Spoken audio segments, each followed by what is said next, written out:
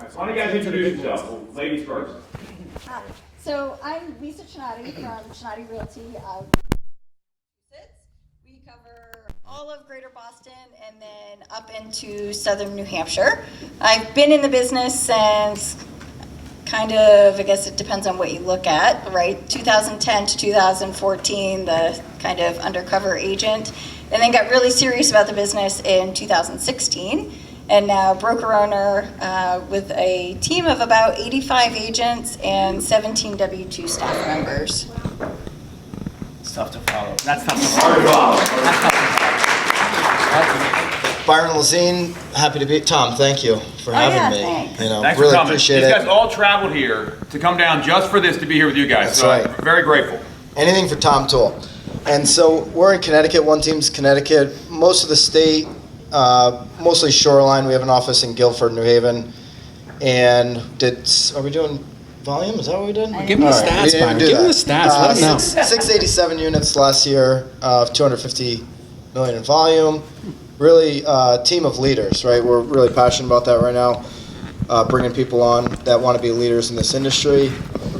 I've always kind of had a disdain for part-timers in the industry, but I've changed that over the years because I think people have got a lot of reasons why they start part-time, but we really want to attract leaders and true professionals. This is an industry where we're impacting people's biggest decision of their lives, one of their top 3 decisions when it comes to housing, and so we've been really passionate about that. And is there something else I'm supposed to talk about? No, not BAM.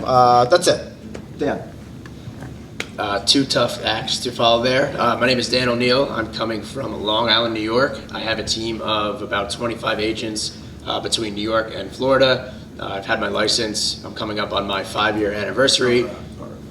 Most people know me from my funny social media videos, but what they don't realize is my team and I are the #1 team on Long Island, and we do about 220 to 250 units a year, and hopefully this year we will do 500. So thank you guys for having me. Really appreciate it. It's an honor to be here. And I'll pass it off to Andrew. Awesome. So I was just get a clap? Was that he got a clap? Yeah, 2 claps. The only one to get a clap?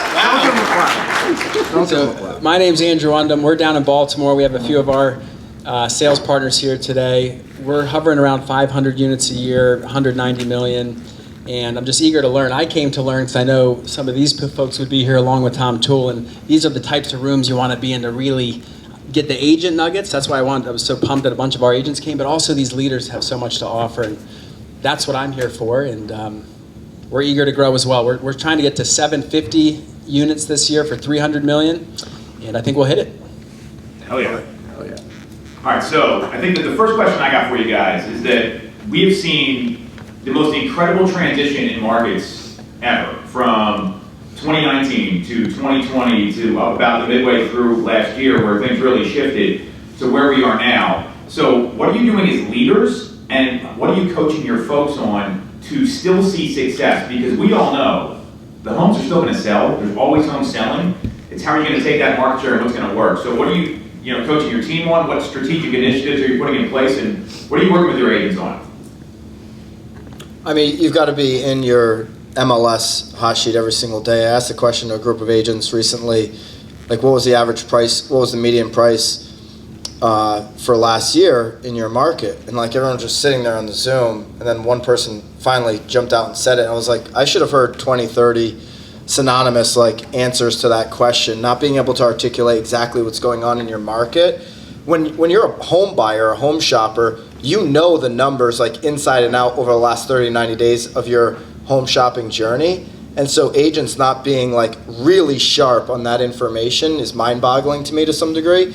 And then also having a taste for what's going on nationally, right? Because those are the headlines that the majority of home shoppers are seeing. They're seeing national headlines, and then they're looking on Zillow or Redfin and Realtor on what's on the market and what's actually selling. So being able to know and go deep on those conversations so that they know you actually have the information that's outside of Zillow, or you can articulate it at a much deeper level, is going to build trust. And so I think 15 to 30 minutes is a good exercise on both, having your MLS hot sheet and then having the information nationally so you can go deep when people have a question that's related to the local market. You know, I'll jump in there. The one thing that I learned, and I heard one of my mentors say this, he said, regardless of what the market's doing, you said 2018, 19, 20, 21, a lot of things are out of our control, but there's going to be brokers and agents that win and brokers and agents that don't win in every market. And we want to be the ones that win. So on our team, what's cool about Baltimore is it's never really, really up, and it also is never really that down. And a lot of these mid-Atlantic markets are like that. We're lucky. It's not like some of these. Arizona's always going like this, and Florida often. So we're blessed to be in that market.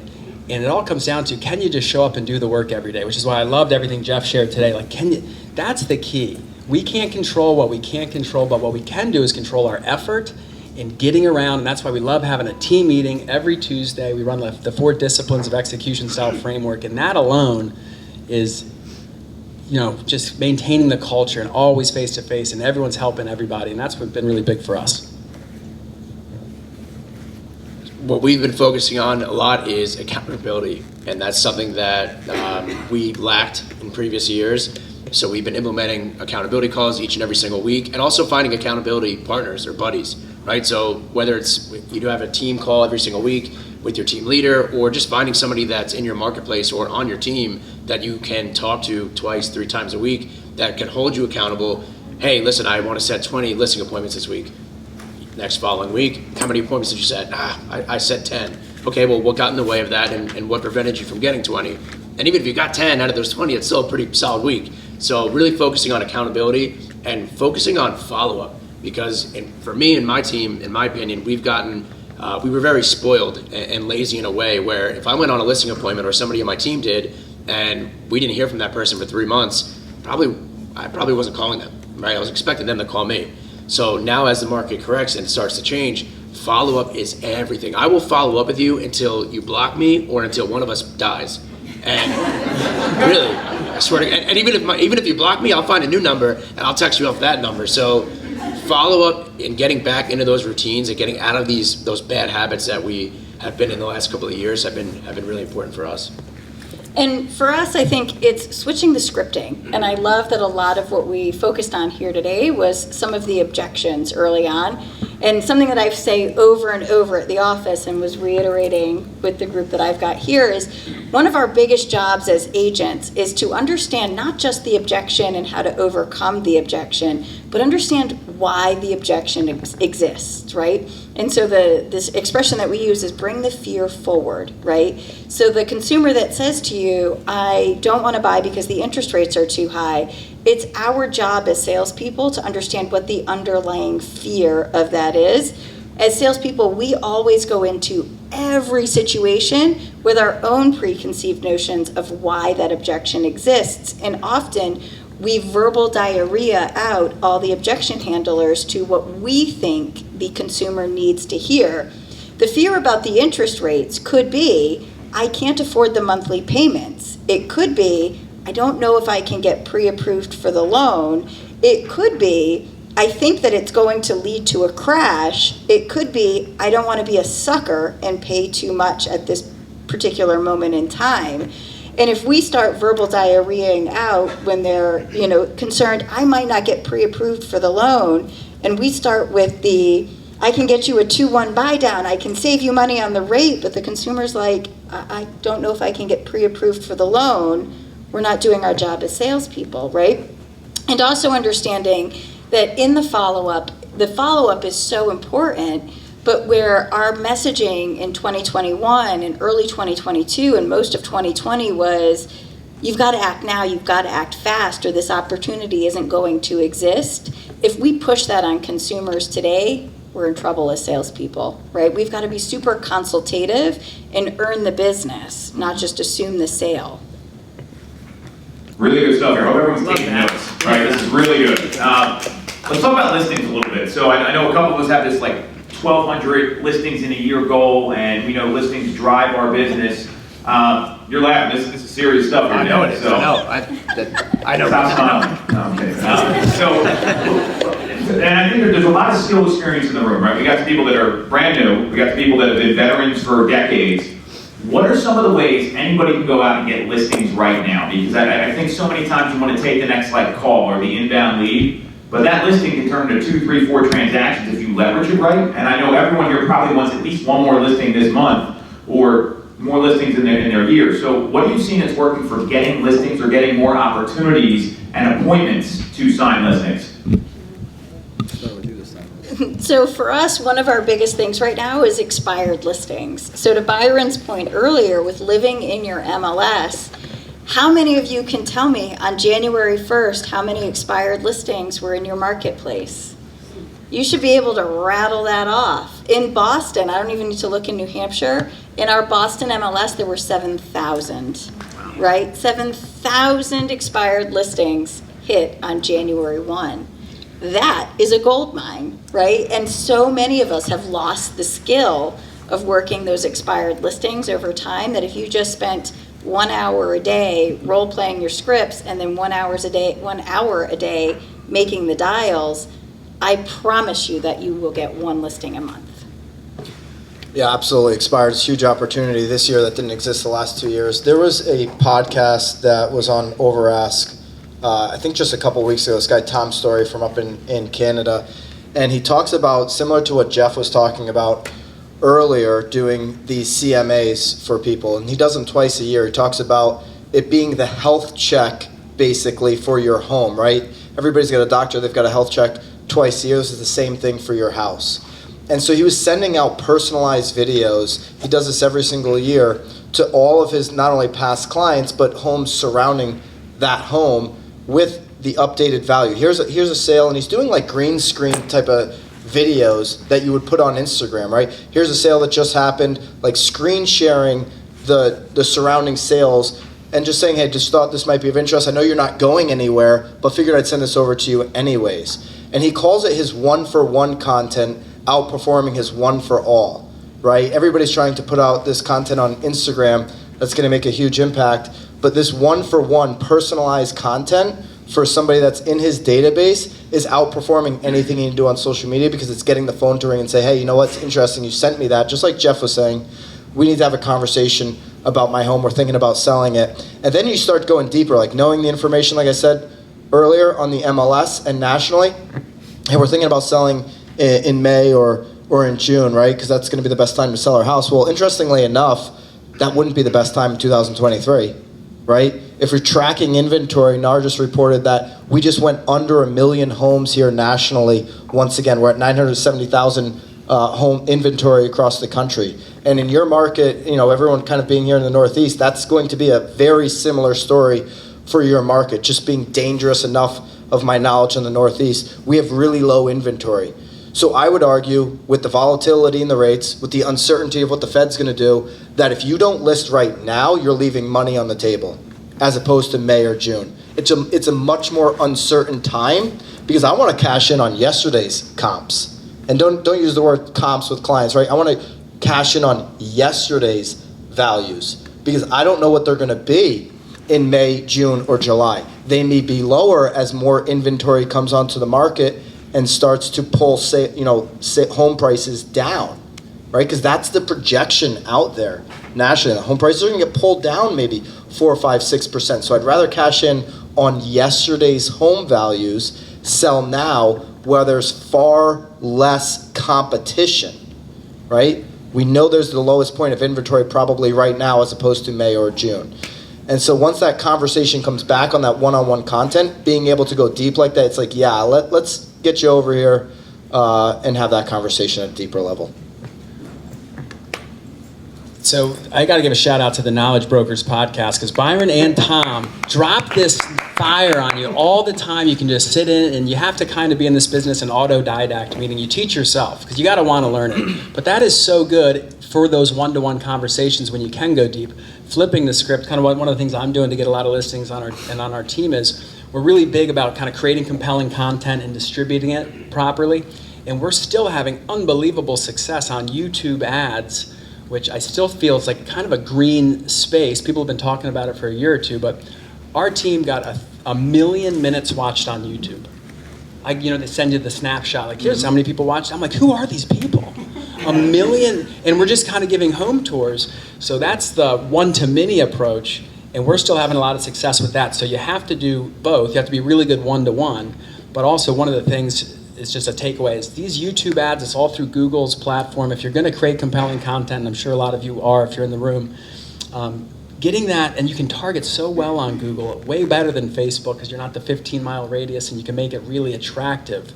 That's one of our strategies that's working. And then boom, you couple it with some direct mail, you couple it with some other social media calls. That's how we're getting listings. Love it. I mean, everything that you guys just said between direct mail, YouTube, expireds. I mean, these aren't secrets, right? It's just a matter of actually doing them and being consistent.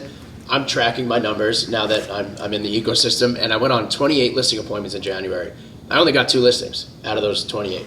The other 26 people, it doesn't mean that they're not going to list with me.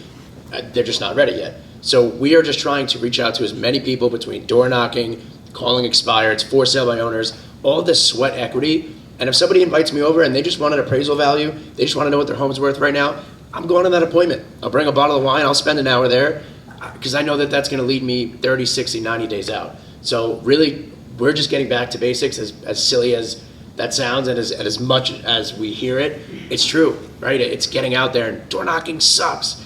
Door knocking is the worst. It's not fun. Nobody likes doing it. Cold calling's not fun either, but it's doing the things that you know work, that there's no secret to it.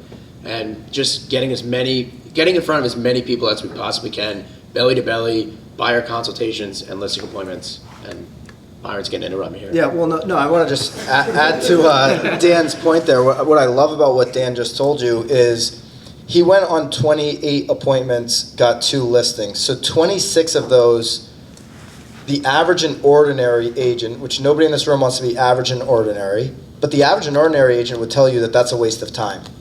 Those other 26 appointments, because they didn't take action and they weren't able to get a deal out of it. I know because anecdotally this morning on my email, I got an email that came in from 2019. Literally, she replied, this lady Justine, to an email chain from 2019 when she was having thoughts of selling multiple properties, right?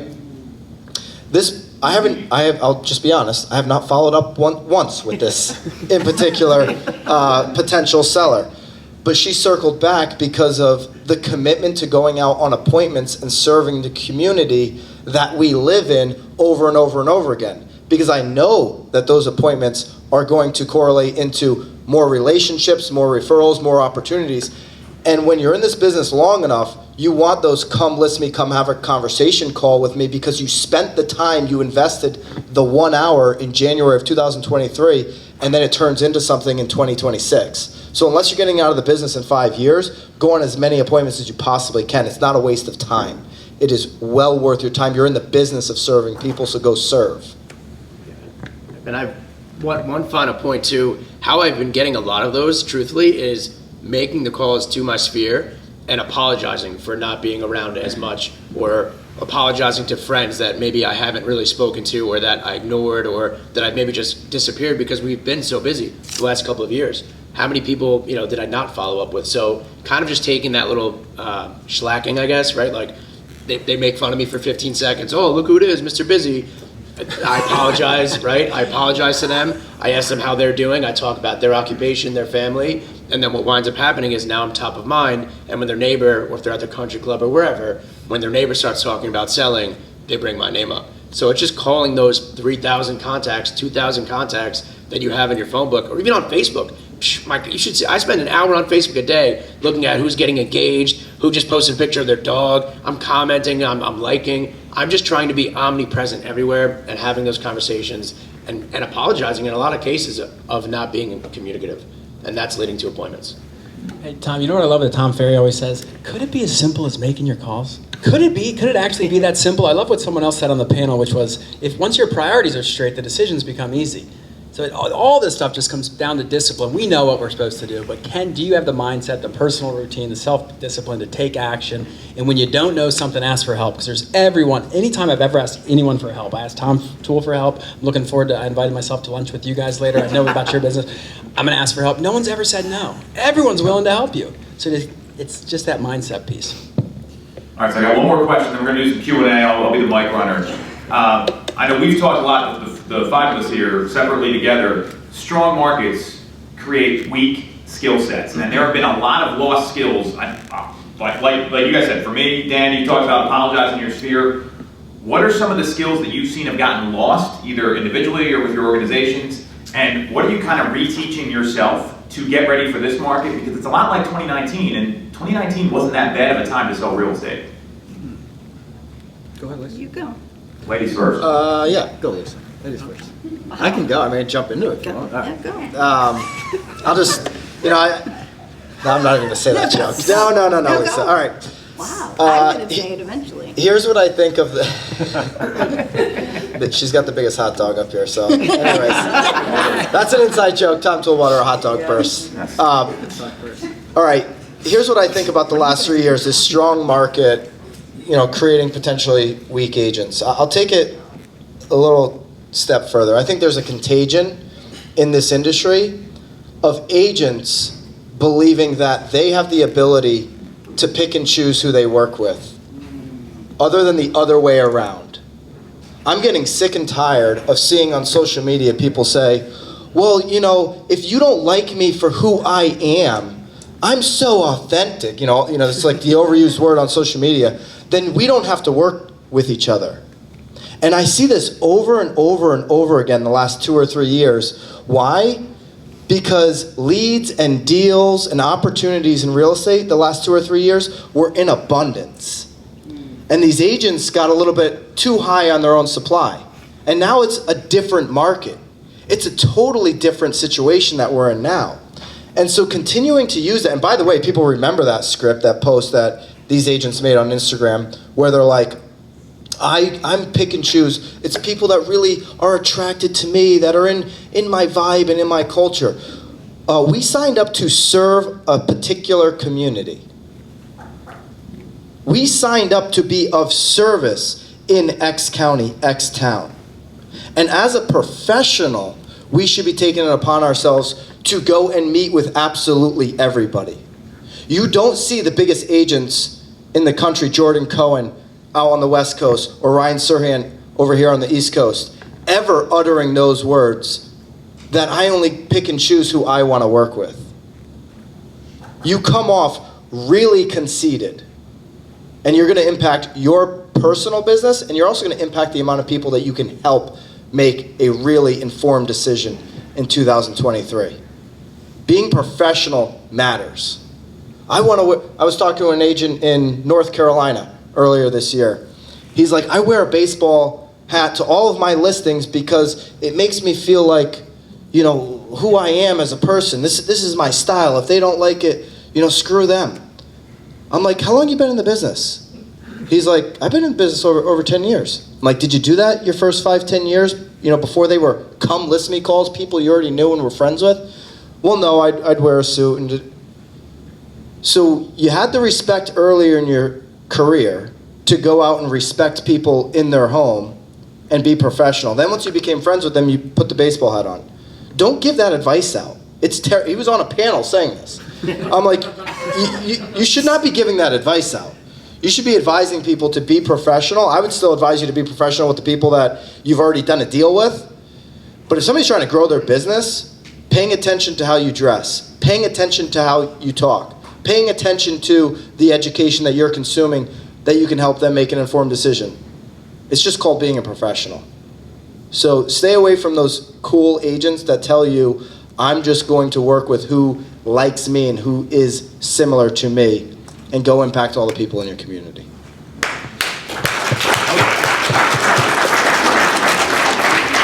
So I'm going slightly differently and probably the full opposite end of the spectrum. And I find that a lot of folks that I work with in my company and in surrounding areas, and those that I connect with a lot through the ecosystem and events like this, haven't been in the market and haven't been in the industry as long as those of us up here have. And it's very easy to get stuck in your head and question your own capability to work and to thrive in the market that we're facing right now. And so one of the things that we're talking about a lot is having the confidence in who you are, in who you've surrounded yourself with, and the skills that you've built and that you're continuing to build over the course of the shifting market in the next 3, 5, 6 months that are coming up, right? you're doing the things. By showing up here, you're proving that you're committed to bettering your craft, to bettering your skills. And so taking away the drunk monkey that says that you're not as good as somebody who's been in the market 5, 10, 15, 20 years, and understanding that you've got the basics, right? Sometimes it's just some small little tweaks. And then secondarily, the other thing that we're talking about a lot is collaboration outside of your own office, and understanding that this isn't the market where you can stop answering emails from co-brokes. This isn't the market where when you get that listing, you can be the giant hairy dick that doesn't respond to all of the offers. I'm from Boston and I own it. Giant and hairy. That's a good descriptor. Now you're all picturing it and you're sick motherfuckers. Stop it. Giant. Sorry. No, keep going. And understanding that just because the offer came together and you had 5 or 10 different offers doesn't mean you don't respond to the other 4 to 9, because the odds that that offer stays together are no longer 100%, and you might need to have that relationship to go back, right? So just understanding some of those pivots and understanding yourself, those are some of the biggest things that are going to help you make it through. Good job. I was horrified half my breaks. So, something Jeff Mays said when he came up that I loved was, hey, we're not insurance agents, we're real estate people. And I feel like this industry has never had to develop the muscles, the real sales muscles that these insurance people probably have had to develop, because everyone comes up to us and wants to talk about real estate. So the one thing I'm big on, and that I think's propelled us and our team, is we're really big on being a true salesperson. Now, the sales process, regardless of what you're selling, whether it's some B2B complex sale or B2C, it is the same. And I think if we can just really focus on being a quality salesperson, which is actually the opposite of what most people think, car salesman, this, that, the other. No, it's just, can I get to the truth really quickly in a respectful fashion and deliver you what you want? In a way in which you'll say nice things about us on the internet, regardless of if you're like me or... I love what Byron said too, because bond and rapport is the first step of a sales process. You really can't move forward without it. That's called making people comfortable. Most people are good at making people just like them comfortable. Me and Dan had some good laughs. We have a really sick sense of humor. We're friends. But you get paid in direct proportion to the amount of other people you can make comfortable. And it doesn't mean you have to be a chameleon or anything manipulative. It means you have to care and you have to kick these relationships off right. And if you get confidence in that, then you're going to have confidence to do all those activities and the disciplines we talked about that are going to really keep propelling you forward. But our industry just doesn't have a ton of sales training. That's why I love Tom Ferry. I love coming to things like this. I'll get anything I can get my hands on that I think I can get a little line. I have 4 pages of notes here. In our sales meeting tomorrow, I'm going over every one of these. Because you know what? Every single one of these ideas is going to work. The question is, will you actually do it consistently over a long enough period of time? 16 to 1, Tom said, because he's got the numbers. That's what we're going to do. Because we're good salespeople, and we're confident that when we do get the opportunity, we're gonna rock and roll on it. I love it. I think getting back involved in your community too. A lot of people that I've seen, got away from networking. They got away from doing the philanthropy. They got away from what actually made them successful in the first place. Maybe they were too busy. Maybe they got too full of themselves, like you said. So I think getting back into doing a lot of philanthropy. Pointed at me when you said. Too full of themselves. Sorry, I didn't mean to point at you. That was a joke. Okay. All right. So getting back involved in your community, doing more philanthropy, and getting away from, and I'll be the first person to say this, like everybody in our industry right now thinks that being an influencer is the way to go. And as somebody that got... Easy to say when you have 80,000 followers, Dan. As somebody that created my business because of funny videos and because of potentially going that route, I can tell you that's not how you make money. You make money by belly-to-belly appointments. You make money by selling real estate, not by the funny videos and not by getting social media famous. So getting away from that mindset, being more of an educator on Instagram, on YouTube, on these platforms, getting back into networking, getting back into doing philanthropy, those are the ways that you need to be, those are the activities you need to be doing now to have success. Being an influencer is not today's. Well, yeah, It helps. Yes and no. I think having a local influence local influence. is absolutely But how many critical. people do you see right now that, like, instead of making their calls, instead of doing the expireds, like we had that expired and forced sale by owner call last week, instead of doing that, they're concerned about making funny videos and jumping out of an airplane to get likes and comments on Instagram, Yeah. right? So making your calls and doing the work is really how you make your money. Yeah, I think. Amen. I think far too many. The reason why I flew up to Philadelphia is not because Tom gave me a dime. It's because Tom's helped me out so much. And far too many agents right now are like posting content where they think they're going to get asked to go speak somewhere. Most of the time, when you get asked to speak in this industry, it's on your dime, not the other way around. And so that's just a bad business model. I'm doing this today because Tom's my brother and I love him and he's helped me out so much with my business. As I know he's helped so many people in this room. And so putting out content in hopes of like a speaking gig is just stupid. And putting out content that impacts the local businesses and the local community and the people that are doing really cool stuff in your community is a really smart idea. All right, can we give it up for these guys getting ready to Q&A real quick? So, Nick's got the mic, so if you got a question for them, shoot your hand up, Nick will run it over. Brian's got one back there, he's first. And we're just gonna run through some questions and this is literally $1 billion of production sitting up here. So I would ask whatever question you have and don't be nervous. So I need you guys to go down memory lane a little bit, because there is a lot of 1 year or less people in this room that are just getting started. And when you got started, how did you stay focused on all the bells and whistles that are out there? We just got, how many ideas did we get today? 25, just today, in 4 hours. And there's so much out there, and there's so much content with that. Any advice to people that are just starting out? They have no plans, they have no cash flow. They're trying to build to something, 3 months, 6 months. What did you guys do when you got started? And how did you stay focused with that? Get creative, right? So you're going to leave here with 1,000 things on your mind and written down, and you're going to want to act on every single one of them. But if you try to do that, you're going to get nothing done. Take 3 to 5 things that you learned here today and implement those. Focus on those right from the beginning. And when I say get creative is, when I first got started, I had no money.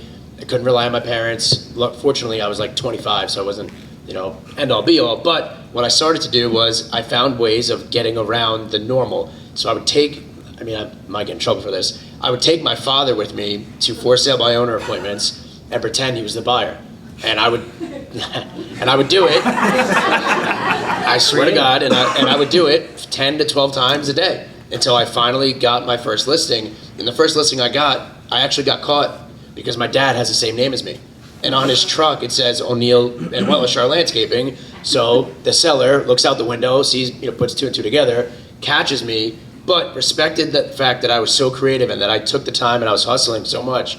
And he gave me the listing, and to this day, he's referred me and my team probably 75 deals. So if you have nothing, you have no cash flow, you have nothing right now to start, implement a few things you learned today and get creative. Find a way to be different. That only works on Long Island, by the way.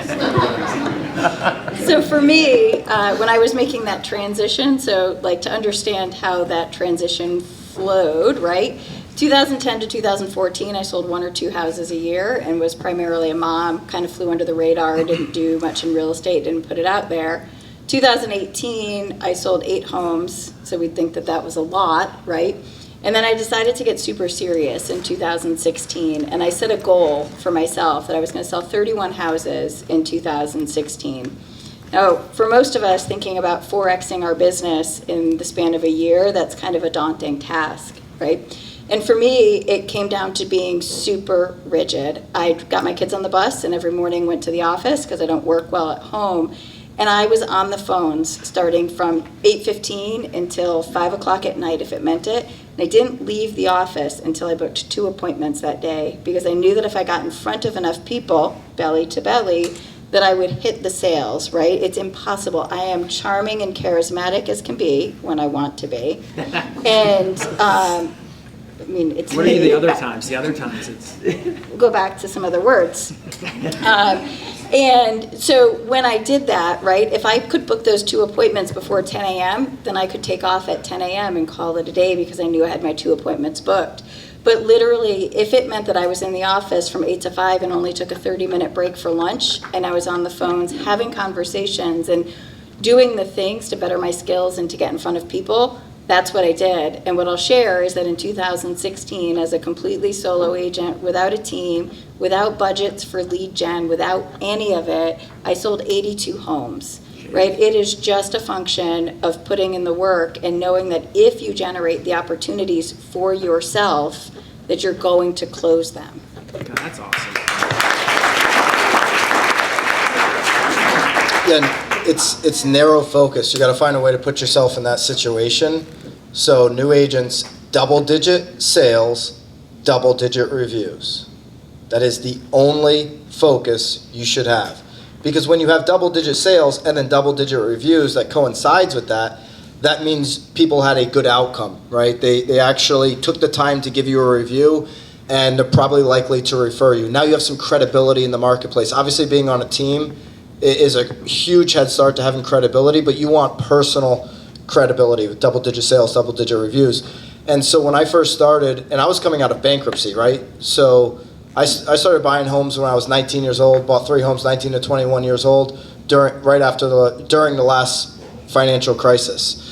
And so when I got into real estate, I got into real estate with a differentiator right off the bat. I went bankrupt in real estate to help you avoid the mistakes that I made buying and selling real estate. Let's get started, right? So right away that got people's attention. I had a unique selling proposition that wasn't, I got into real estate because I love homes, right? Which you hear all the time. You know, so have something that uniquely will separate you from the competition, and then have a primary focus. Mine was getting listings. There was a lot of expired listings back then.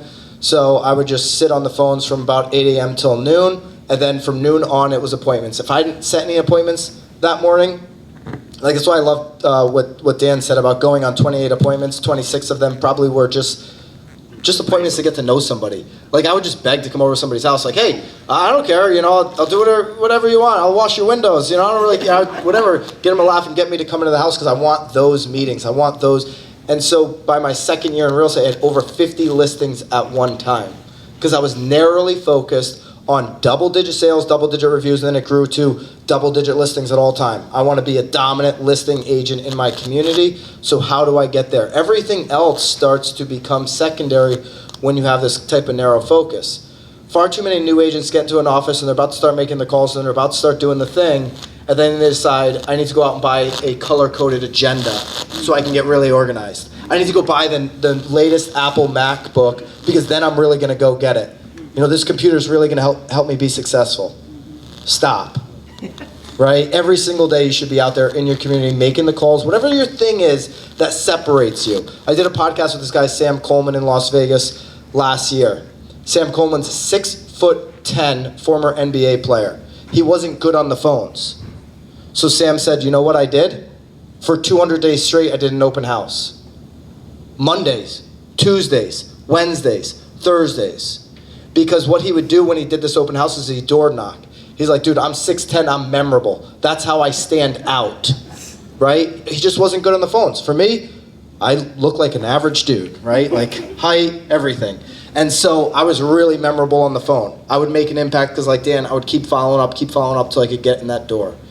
So what are you really good at, and just hammer it home, narrowly focused every single day.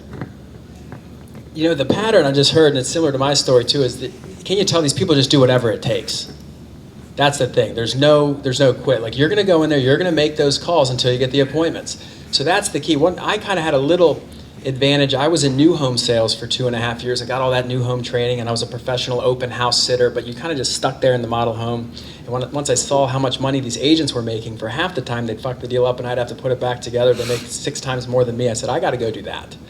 So I had a little bit of experience, but I didn't know anyone. We had no CRM, we had no nothing, and I think I sold like 42 homes my first year. And here's what I did. This is a good pro tip. Anytime I saw that little green dot on Facebook, and now it's on Messenger, I just started having two-way conversations all the time, almost copying and pasting. Hey, what's up? It's been a while. Boom. And I'm just trying to start as many conversations as I possibly can. And then that was 2012. And then anytime I put out content, anyone who liked it, so now it would be on Instagram, any engagement whatsoever, I'd message them, hey, thanks so much for liking my post. That really gives me some confidence. I appreciate you supporting me. And it's just whatever I could do to start two-way conversations is what I did for the whole first year. And then just law of numbers, it's the same tenacity, like whatever it takes. I'm going to go broke if I don't sell something. That's kind of what got me going. And then got around really smart people and said, hey, you should do this. You need an assistant. You need this. And for the newer agents too, like how many people go home and watch Netflix? How many people go home and will watch sports, or they do unproductive activities? When I first got my license, I used to go and I had no money. I used to spend all day on the phones, like you guys are saying, and then I would go to the bougiest steakhouse in my town, where I know everybody that had money was going. And I had no money, so I would go to the bar, I would order a club soda, so it looked like a Grey Goose, right? Like a little lime on the top. Couldn't even eat because I couldn't afford the Then menu. he'd take a nipper out and he'd pour it in the cold soda. Guilty. So I would have my club soda, and what do everybody love talk? What everyone loves talking about real estate, right? They like talking about what's going on in trending news, and right. So I would sit there with my little $3 club soda. I'd tip the bartender $10, and I would just listen to people talking around the bar, and most of them were talking about real estate. So I would get up and I would give them my little 25-cent card. I would start a conversation. I would save their number, and through that, I started to grow a network. And start having people call me, and they would relate to me as the go-to person. I would leave that restaurant and go buy McDonald's. I was like 350 pounds of it at the time because that was all I could afford. But it was just getting creative and doing anything possible. I didn't watch Netflix. I wasn't watching sports. Every hour of the day was spent on real estate. And if it wasn't at that bar with my $10 club soda, I was home listening to a podcast where I was learning about the 10-year treasury yield. Whatever I could possibly do to learn and to get my name out there. The only way that you can fail is if you let yourself fail, and you're not going to let that happen. So, Can't coach that hunger. You got a question? Here. Nick, where's... I had McDonald's last night. Were you really 350? You didn't? No. No? That'd be a good story. I'm proud of you. That was the only exaggeration. Everything else was You true. can't say you can't watch sports after we just won the Eagles game. Right. I'm a Giants fan. You can't say that. Oh, well, then I'm sorry. Beat that ass. So, Beat that ass. I know for me, like I've been in business a long time, and there's always new reiterations of what's going on. So for me, time blocking, I'd love to just hear about your schedules. Number one, just like where you're, and with that, like what's your priority right now? Like I know there's a lot of things going on that we all got some awesome ideas today, but like tomorrow or this week, like what are you focusing on in your business? Because I'd love to just hear, you guys are some of the best minds out there. I'd love to just hear more about that. I'm not going to have a good answer for this one, so I'm going to pass. I got 3 kids, 6 and under. I'm still trying to figure it out. Some days I wake up, some days I don't. Some days some days I'm on my morning routine. But I know this, when I work out in the morning and I have that morning routine, I'm a lot better off and I'm more pleasant to be around. So I have the same question for some of these rock stars, so. So I'm like crazy regimented. I'm probably the exact opposite end of the extreme. So I wake up sometime between 4:30 and 4:45 every single morning. That moment until about 6 o'clock is my time for myself. I typically read a little bit. I avoid social media if at all possible, and I don't look at email. I try to get to the gym by 6, and I, again, also go to the gym every single day. It's either 6 a.m. or 6 p.m. is when you'll find me at the gym, and it depends upon the day. I am in the car and on my way to the office by 7:30 at the latest. Monday, Wednesday, Friday is accountability with these two from 8:15 to 8:30. And then every single day, Monday through Friday, I role play from 8:30 to 8:45. And it's non-negotiable, even though I don't currently sell homes. I might be role-playing recruiting scripts. I might be role-playing sales scripts, but I'm role-playing some sort of script every day to keep my own skills sharp. 9 o'clock, start some business meetings, and I'm like blocked out. Personal development time, working on the business, working in the business, right? Time in MLS is factored in for at least a half an hour twice a day. Time on the sales floor with my agents doing some training. I also time block in, and I'm sorry, this is Boston, but it literally, if you open my calendar, it says fuckery. And it's time to have fun. Because fun is the biggest part of what you can do to kind of lighten your mood or reset. And there's some really great stats, and one of my biggest passions right now is happiness. You are 54% more likely to complete a sale if you start that call happy, right? And so it's super important to me to bring happiness into all aspects of my life, personally and professionally, and into everybody in the office. And I think we often discount that. But thinking about how you can do something to make yourself happy, hugely important. And I'm in bed by 8:30 every single night. Even last night I was in bed and fast asleep by 8:15 p.m. What is an example of what happens in that hour of fuckery? Is it an hour? I want to know how much time for fuckery. Yeah. Well, so I mean, it's really kind of like sometimes it's things that people don't even realize, right? So sometimes you'll be walking through my office and I like confetti cannons. I'm not gonna lie. And I will plan out that. Oh yeah. I'm confetti canning something. Oh yeah, I will drop behind a cube wall and blast a confetti cannon just to. Yeah, way to lose like- that deal.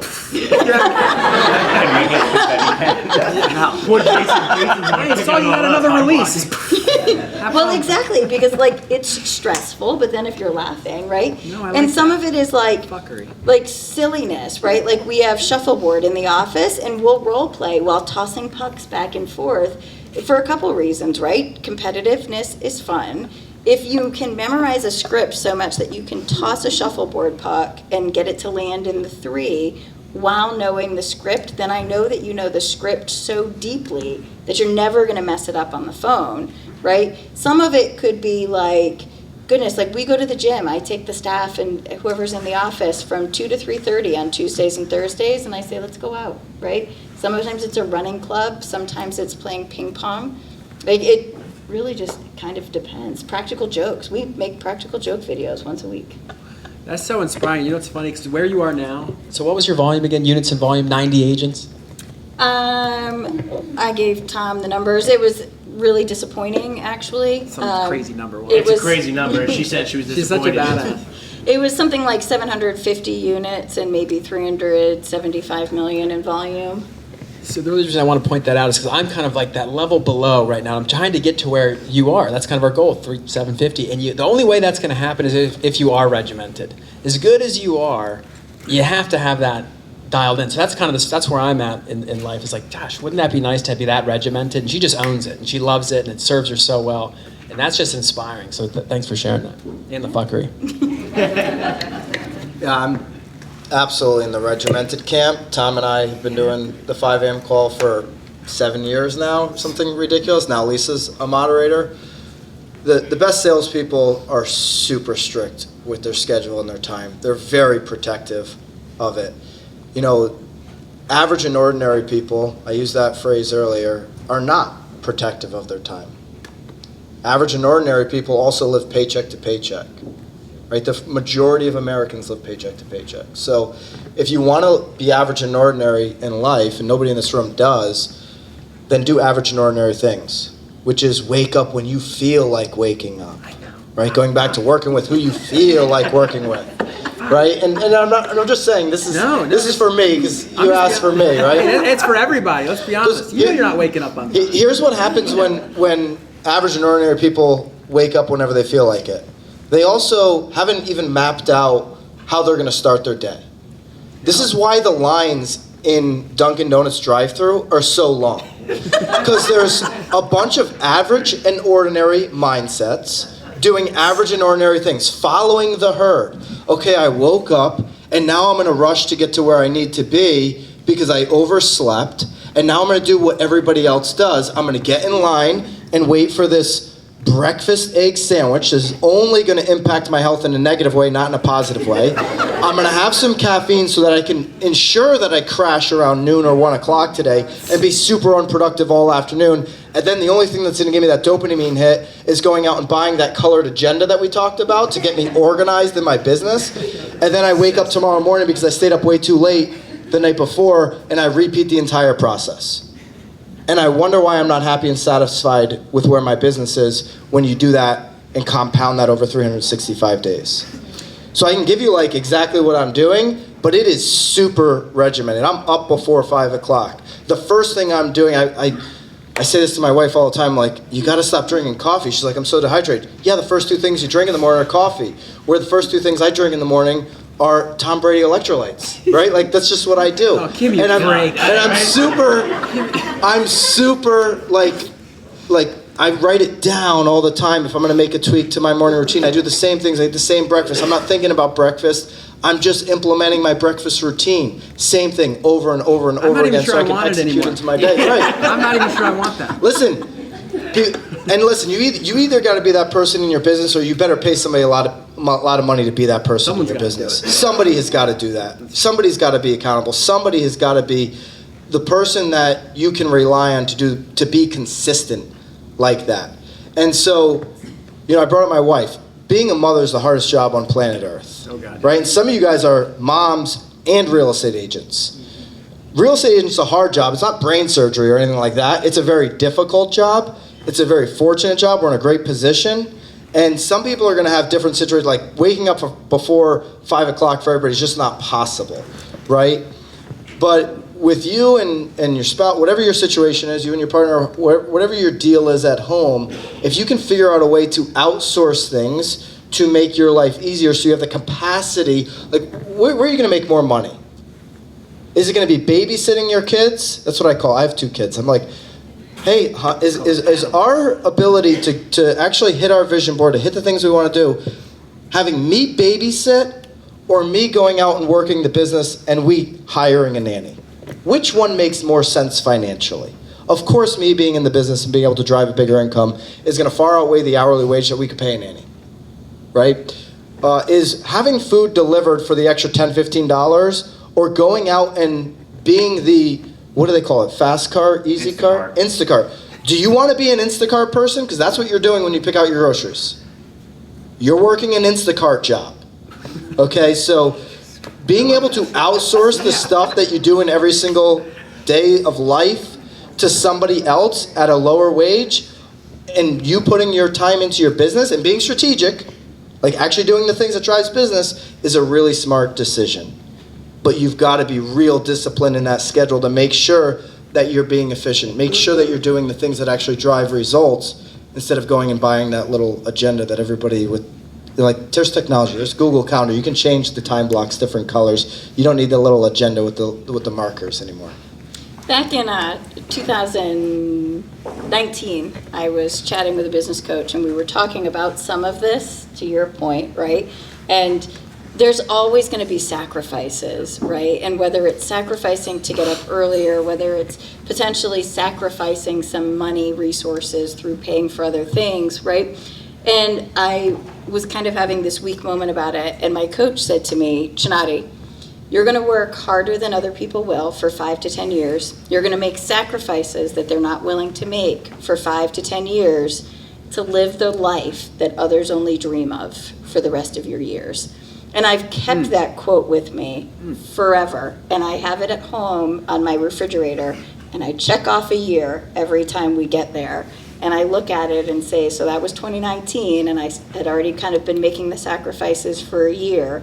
How many more years am I making these sacrifices until I know truly that I will be able to live the life that I've dreamt of and that a lot of people will only continue to dream of, right? Is it worth it to get up at 4:30 in the morning and know that I could have slept an extra hour, but if I don't, when I'm 70, I'm not going to be slinging houses, and I'm going to be able to travel and do all the things and still be healthy enough to be able to take advantage of everything that I've earned up until that point. Yeah, your pace, I'm like, that's 3 years you won't have to do anymore. I was about to sell $1 billion. You have a couple $1 billion years, you're kind of done if you want to be.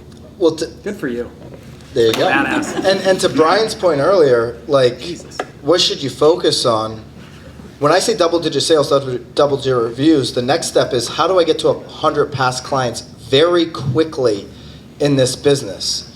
Because the reason we lay the foundation early on, making all the calls, doing all the things in the first few years of the business, is so that when you get past the 100 past clients, okay, I know I'm going to get 20 referrals out of that group each and every single year, so I can start January 1st with 20 guaranteed deals if I actually made an impact on those lives. And so think about that with 200 clients. Now I've got 40 people calling me, so that later on, like Lisa just said, the business is coming to me, right? It's coming directly to me because I put in the work in the beginning, like the email I got this morning.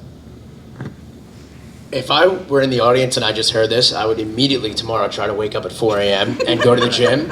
So I'm going to play Average Joe or Average Jane here. And if you're somebody right now that wakes up at 8 or 7, start doing it in 30-minute increments. Because I surrounded myself with Tom and Lisa and Byron, and they all wake up at 4, and I'm a 7:30 guy.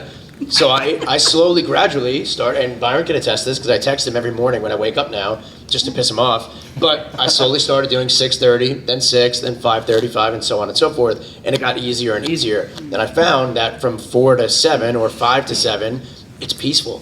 I can make my follow-ups, I can do my paperwork, I can do whatever I need to without having my phone being peppered every half hour. So gradually get into it. And the other thing is time blocking, right? So right now, every week, I have 70 hours a week. I know exactly how many hours I need to put. Prospecting, let's say, is 25. Social media or content is 10. Follow-up is 10. And I time block them in 30 or 45-minute increments. And I put my phone on Do Not Disturb. So if I'm doing that for 45, if I'm going to be making content for an hour, or if I'm prospecting for 45 minutes, my phone's on Do Not Disturb. That's what I'm doing for that 45 minutes. Because how often do we, and I'll be the only one to maybe put my hand up here, but how often do we feel like you worked from 8 a.m. to 7 p.m. and you get home and you are exhausted and you feel like you got nothing done? You're like, what the fuck did I do today? Like, I'm shot. What did I do all day? But it's because you're playing defense. You're playing defense all day as opposed to playing offense. And by waking up earlier, by time blocking, and by being disciplined in your schedule, you're able to play offense all day instead of just, swatting fires and playing defense all day. So I got that from them, and I gradually got into it. Offense is good. I mean, I love the early morning thing. It's really worked well for me. But even more so than like what time you wake up, it doesn't. Everybody's life is going to be a little bit different on that front of when you can wake up and when you should go to bed. Obviously, being consistent on those two ends is super important. The most successful entrepreneurs, the most successful salespeople are going to take it to another level, where they're also going to eat really healthy and they're going to go to some type of fitness routine every single day. Because it is easy to crash and burn. And this is when I'm talking about average and ordinary people. Think about average and ordinary diets. Like, for whatever reason, this is another contagion in America. It all of a sudden became cool to be out of shape the last 3 years. Like, oh, don't put people that are down that are out of shape. It was never cool though. Like, I don't know where this mindset came from, but it's absolutely ridiculous. If you want to be at your best potential every single day, you're going to feel better and get more done if you actually just care about your health and what you're eating. And if you're like, have a plan every single day of what you're going to eat for breakfast, what you're going to eat for lunch, and you're not thinking about it, you're less likely to go eat McDonald's or that crap at Dunkin' Donuts and all this stuff that is just holding you back health-wise and your energy. And right there, you're going to free up time that you have to get more done and be more productive. Amen.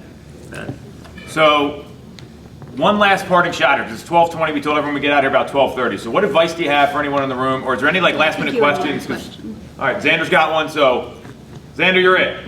We've all heard cooperative agents, jaded agents, speak something on the lines of everything is moving in the industry to an app-based online virtual setting. What are your thoughts on that? Obviously, we all disagree or we wouldn't be here, but when you hear someone even whisper these types of hilarities, what are your thoughts on that? I think it's nonsense. I think people want human-to-human connection. As much as we want speed and as much as we want ease, and I think we've seen it change in some industries, right? Like, I'll think travel. I can't remember the last time I spoke to a travel agent for anything, but we're talking about the difference between a $3,000 purchase that I make twice a year or once a year or whatever the average consumer travels versus a $500,000 to $1 million purchase that you make once every 10 years. The role of a real estate agent will never be replaced. And there's always going to be that see it, touch it, feel it, the emotional connection. We don't buy real estate, most people, there's exceptions. It is an emotional purchase where we feel connected to the property that we're going to buy. That's never going to be replaced by tech, in my opinion.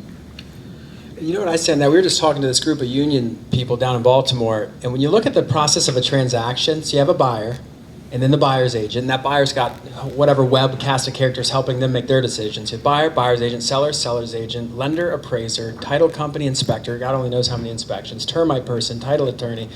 There's so many stakeholders in that transaction that if it was easily solvable and fixable, they probably would have kind of got a little closer by now. There's billions and billions of people going after all that stuff on Zillow, and even at the Tom Ferry with Tomo, they're trying to figure out just the mortgage piece. Can they get that piece super automated? It's just so tough with that many people that can either directly impact the outcome of a transaction. And that's where I think the rub is.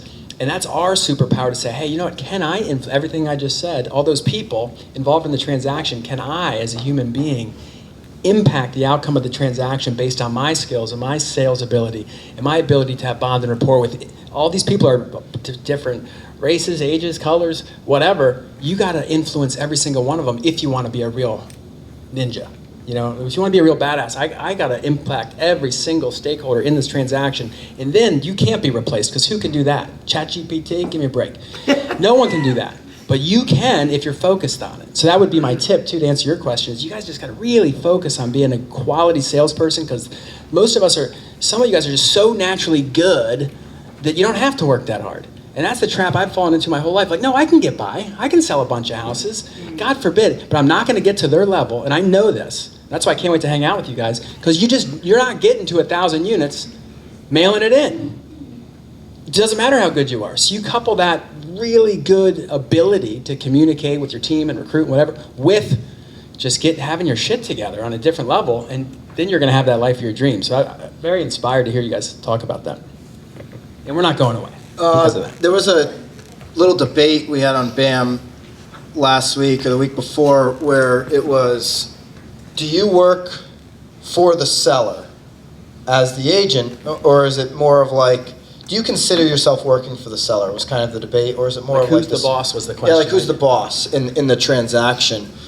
And I was amazed how many agents were like, we're a partnership, you know, we work together. You ever hear, or maybe you've used this line before, like, I can't wait to work with you. I don't know, if I was selling my house, I wouldn't want anybody being like, I want to work with you, because that means I got to do some work as the seller, right? I think it's a real humbling experience when you say to the seller, I'm here to work for you.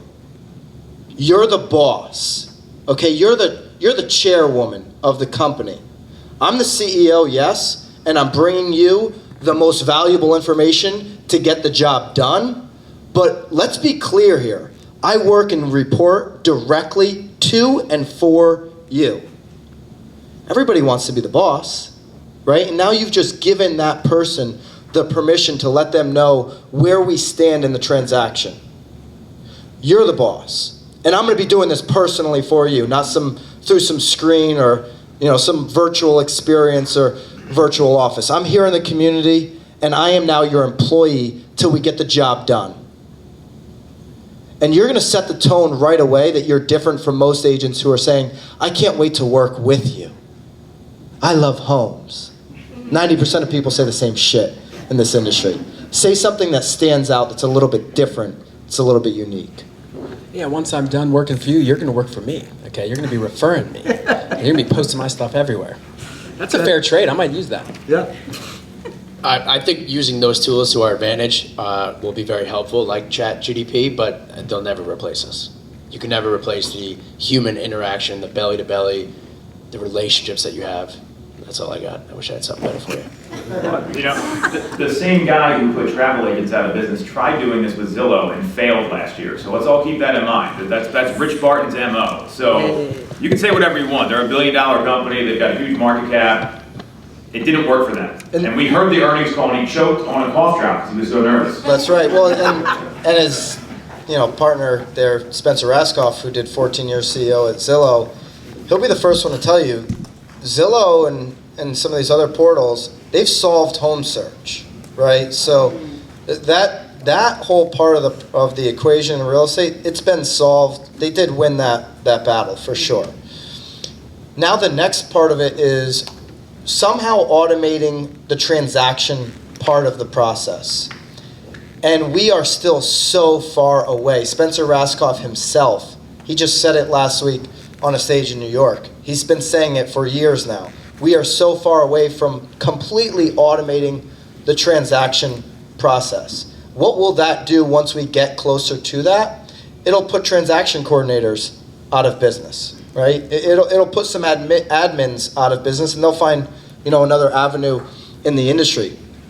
But it won't put the agent out of business. We're a long way away from that ever happening. More people in the last 3 years in the easiest real estate market of all time decided to work with an agent than the 10 years prior. So what does that tell you? When it was easy to get multiple offers on your house, NAR reports that 93% of people still wanted to work with an agent, which was up from 92% the years prior. So more people are looking for that personal consultative approach. So can we say thank you to all the speakers here? This has been unbelievable. I mean, we've got Justin from Richmond, Dan from Long Island, Byron from Denver, Lisa from Mass, and Andrew from Baltimore. Thanks for coming.